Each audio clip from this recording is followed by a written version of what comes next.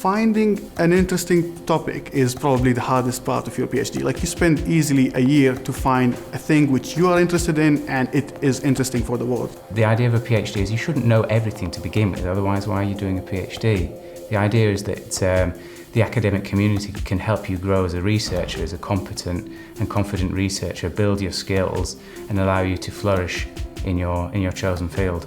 Your first year is very much about reading and understanding the subject. So you've got your first 6 months, which is read.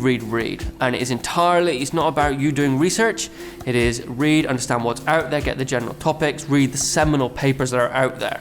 The studying is taken on an annual basis, so at the end of the first year you have to submit something called a transfer report, and then you have a small viva based on your transfer report with 2 examiners. After passing that, basically the remaining time of the PhD is then mostly dedicated to research. Throughout the PhD process, you will be hopefully trying to publish. Most PhD students publish minimum really about 3 papers over the course of their PhD.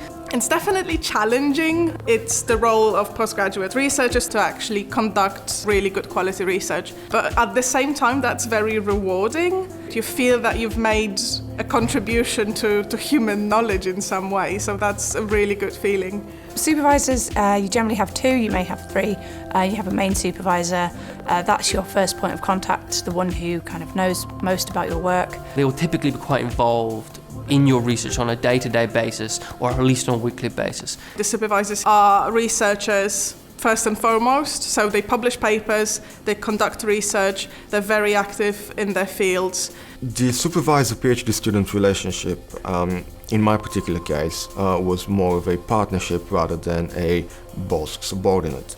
Generally, I find really important that you get to know them personally, because as you get to know them, you really start to understand where they're coming from when they're telling you what to do next. We also encourage them and also require that they attend international events. We support them to attend at least 2 international events. I attended a conference in my first year in Sweden, and I visited a research group in Hanover in Germany. I personally have been to Florida, I've been to China. We've got a colleague who last week was in Paris.